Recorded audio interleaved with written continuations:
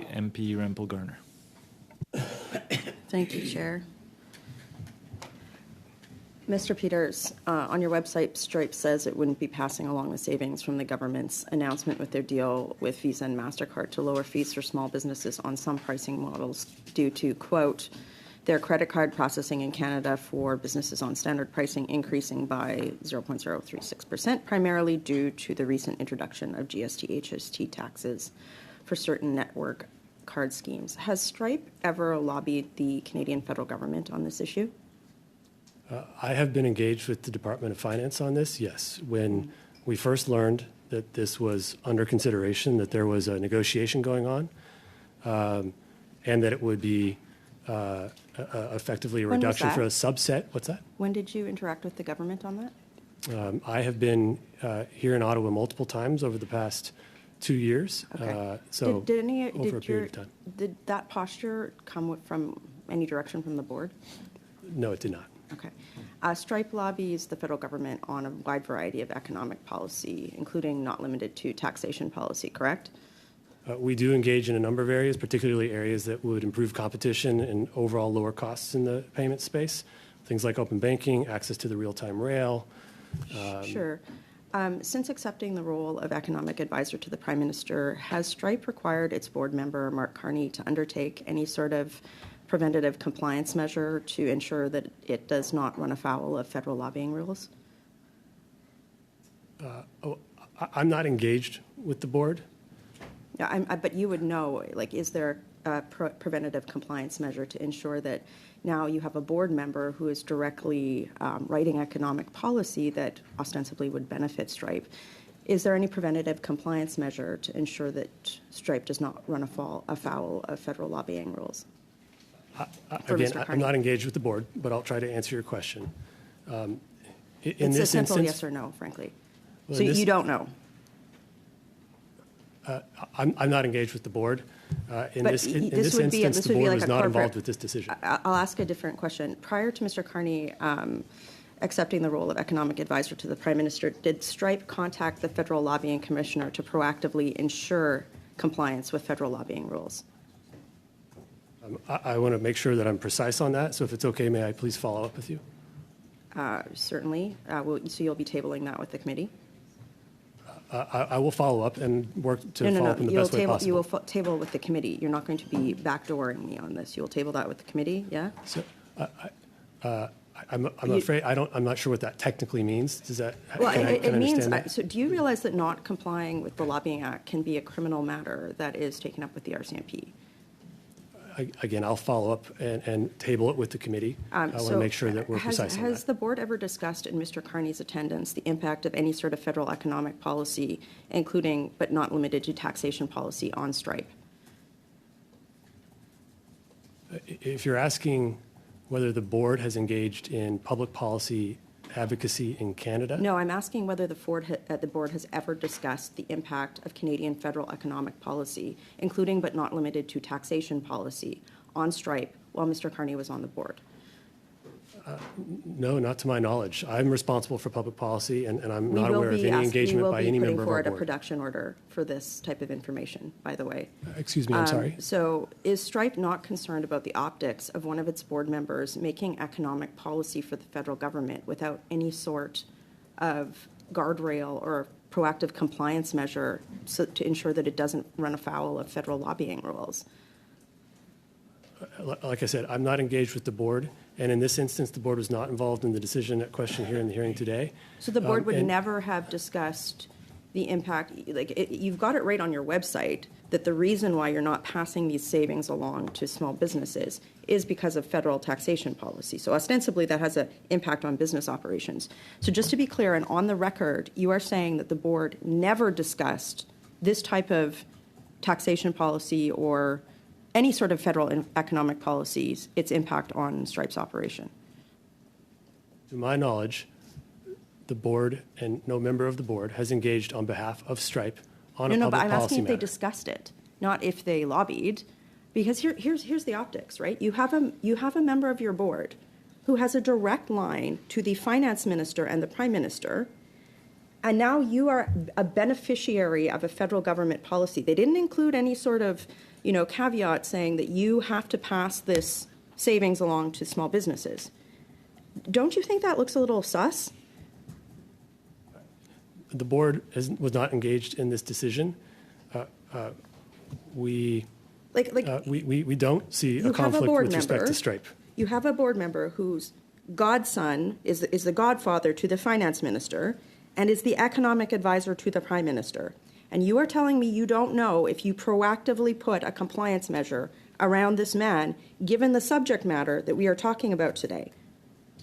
Yep, You're asking me about board procedure. I'm not engaged with the board. I wish I could tell you more clearly. Thank you, Madam Rempel-Garner, and I understand Mr. Peters is committed to table the information to the committee, so that would be through the clerk.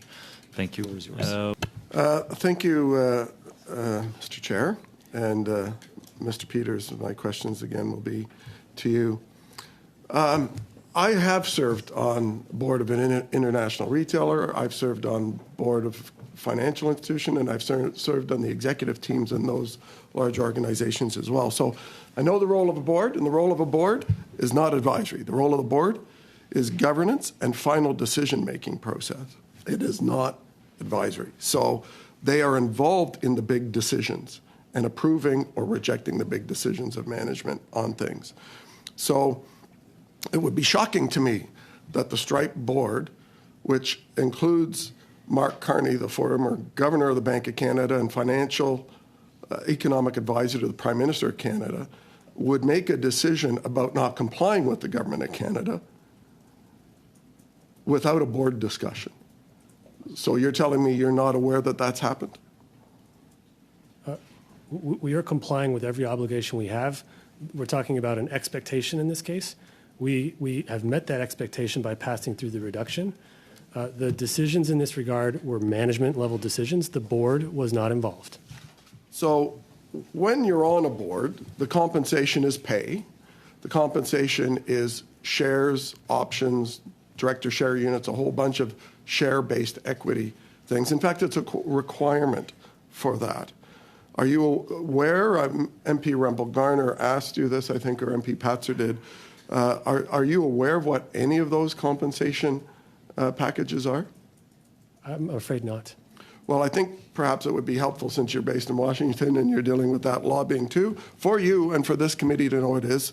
So I will ask you to please table the board compensation packages by director with this committee, please. So I'll move on to my next question. So Mr. Pastor touched on this, and you have pricing, you like this fixed pricing, but it's not fixed globally. It's different pricing in different countries, and the pricing seems to be quite high here compared to the United States. So Mark Carney sits on your board. You derive probably a huge amount of your revenue, although we don't know that, from the United States. And you offer a significantly lower rate in the United States, both on the percentage fee, 2.7% versus 2.9% in Canada, and on the fixed transaction fee of 5 cents versus 30. That's quite a difference. Has Mark Carney ever suggested to Stripe's management that you shouldn't charge more in Canada than the United States? Well, the fact that our price is different in different jurisdictions reflects a number of matters. It reflects there might be a different regulatory environment. The actual network cost might be lower. And in many of the markets that you're mentioning, like I said earlier in my opening remarks, 80 to 90% of the fees that we charge go to the issuing bank. Much of that is out of our control. So I wouldn't want you to think that our pricing is just what we say it is in any given market because we deem it to be that. It's 0.5% in Europe because that's legislated. It's 2.9% in Canada. It's 2.7% in the U.S. It appears that Carbon Tax Carney is on a board of a company that seems to think it's better to rip off Canadians and charge higher fees in Canada than it does in the United States or Europe. But I am on limited time, and because we haven't been able to get many of the answers that we've been seeking, I'm going to move the following motion. And Mr. Perkins, I'll let you move your motion, but I'll just remind you that the kind of names that might be used sometimes for theatrics in the House, I don't appreciate the committee calling someone carbon tax, so on and so forth, is not something I I want to entertain at this committee, so please be mindful of that in the future, and now I'll let you move your motion. Well, it just rolls off the tongue so easily now. So I'll move the following motion if I could. I'm sure there are. I'd like to move the following motion, that given Stripe's unknown profit margins and its refusal to comply with the government's interchange fee reduction plan, the committee order the production of all Stripe board meeting minutes related to the Government of Canada's announcement to reduce credit card fees, balance sheets, cash flow statements, and income statements since March 2021, broken down by Canada and Stripe's global operations. Okay, so I believe, so the motion is pertinent to the study that we are studying right now. So I understand the clerk will circulate it. It's already done. Thank you, Madam Clerk. And yes, you can speak to it, and then I'll briefly suspend for members to... Before he speaks to it, though, can we suspend? Before Well, he speaks to I it? usually will let the time to the person do it moving the quickly. motion to ahead. present it. Yes, Mr. Perkins. Yeah, it's been distributed, but the reason I've moved this motion is we have the financial advisor to the Prime Minister who has already announced he's going to run for public office for the Liberal Party, sitting on the board of Stripe.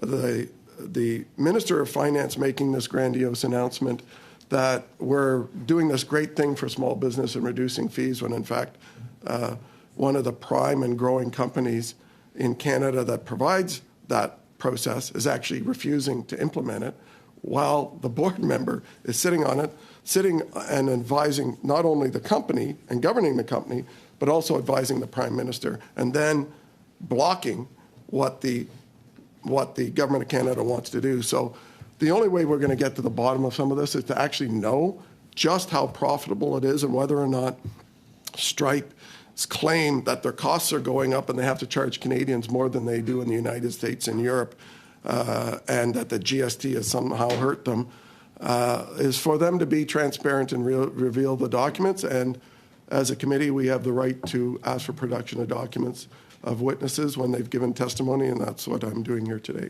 And I hope my colleagues will support us on this. Okay, thank you, Mr. Perkins. I have Mr. Badaway. Just a quick, we're going to suspend for that, and I appreciate that, Rick. But I do want a clarification from Mr. Peters with respect to a comment he made earlier. And I believe the comment was that the Board of Directors have no part to play in decisions related to interchange fees. Was that Just correct? Mr. Badaway, we're debating a motion, so I don't think it's appropriate to ask questions to witnesses at this point. This is a committee matter, but you can highlight some of the testimony that So we are in cleared debate that for the you- motion right now? Well, yes, it's been moved, so we're debating the motion. Okay. To that extent, given we only have 10 minutes left, I would, if committee members agree, I would allow for the witnesses to go, because I don't think we'll resolve necessarily that in 10 minutes. So, Given that the motion pertains to my company, am I able to comment on it? Point of order? not really, Mr. Peters. It's for the committee to decide. I thought I It is tried. the Thank you. master of its fate. But I appreciate your participation today. To all the witnesses, thank you for joining us bright and early this morning. And you are dismissed, so to speak. And I appreciate, Mr. Peters, you've made some commitment to get back to the committee, so you can go through the clerk for that. And so now we're on the motion. What I would suggest, if we briefly suspend, say 2 minutes, for members to have the chance to read and consult, and get back to committee in, it's 10:06, so at 10:08. Colleagues, I'm looking at Liberals, and I think, Mr. Garon, you wanted to, vous vouliez proposer quelque chose. You want to propose something, Mr. Garant, to do with the motion? Well, yes, Mr. Chairperson. Listen, this is a motion that, well, I'm not overly enthused by this motion. I'm not that blown away by it. But there is information that we need to find out about to better understand the market and to fine-tune our questions and our understanding of the issue. It does help in that regard. But the fact is that Stripe is an open company to a large extent, and yet it does have private and confidential information.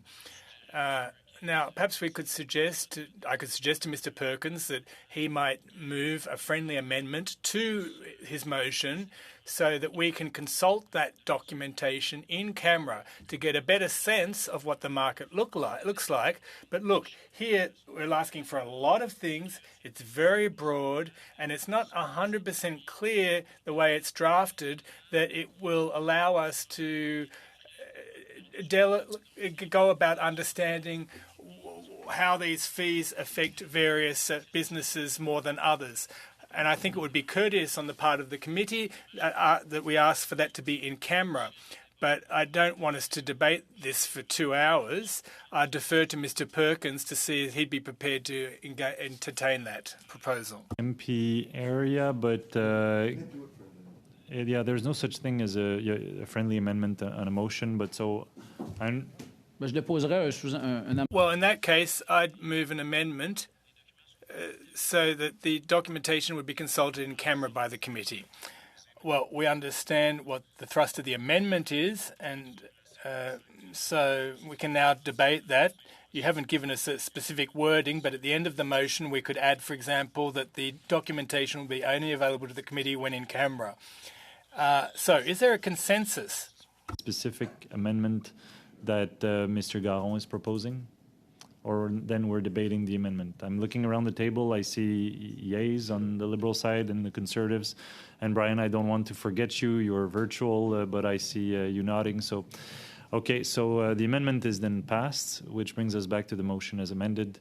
And I had MP area and then Rempel-Garner.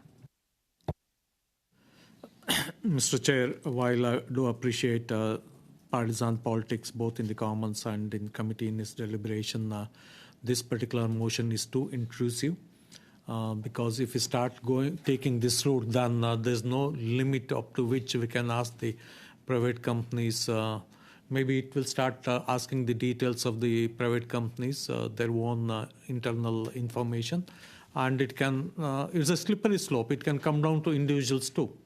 So I think this is very intrusive. I don't think we should go ahead with this sort of, I will not call it witch hunting, but as I said, I do understand a bit of partisanship there, but we should never go this route, this too far. Okay, colleagues, I have MP Rempel-Garner, but it is 10:14, so I don't think, looking at the room, that there will be an agreement at this very meeting. So, I still have speakers, so I can put this to a vote until I've exhausted the list of speakers. What could be done is perhaps there could be some discussions amongst the parties if there is some agreement, or else we come back to it. You move it again, Mr. Perkins, with a bit more time to discuss it at another committee meeting, which of your choosing. So MP Rempel-Garner, very briefly, because it's 10:15. Yes. Well, first of all, Chair, with regard to my colleague's comments, procedure of House of Commons, we can ask for any productions of anything. We are supreme in the body of doing that. Colleagues, for the record, I'd just like to say this. I agree, particularly as a conservative, that I support private industry doing private things. The reality is this company now has a board member that is running for the leadership of the Liberal Party while acting as an economic advisor, and we now have a material like their company rep just said that they were lobbying on this issue. So because the federal government has not put in place any screens for Mr. Carney, the company has said they have not put any screens for Mr. Carney, and now the company is saying, well, we don't know. Maybe there is a board issue. Maybe there's not. We're not entirely clear. I think it does behoove our committee to get to the bottom of this. I also think that it would probably behoove this committee to refer this matter to the lobbying commissioner at some point. But my colleague's amendment to look at this matter in private, I would support that. But it's actually patently ridiculous. We have a company that has this type of an into the Prime Minister's office, and the Finance Minister's office is not passing the savings along to small businesses. It's preposterous. So of course we should be looking to see if this company is saying what they're saying, and getting to the bottom of this. I'm actually flabbergasted, to be honest with you, especially when they said that they couldn't disclose the volume of transactions that went on standard pricing versus interchange plus pricing, and then trying to sell us a bill of goods like it's been passed along. Thank you. Okay, thank you, Emperor Empel Garner. We've reached the end of this meeting. I suggest the parties talk to one another, try to find some common ground. Otherwise, you bring it back, Mr. Perkins. We put it to a vote immediately at the start of next meeting or at the end of next meeting, as you prefer, and the meeting is adjourned.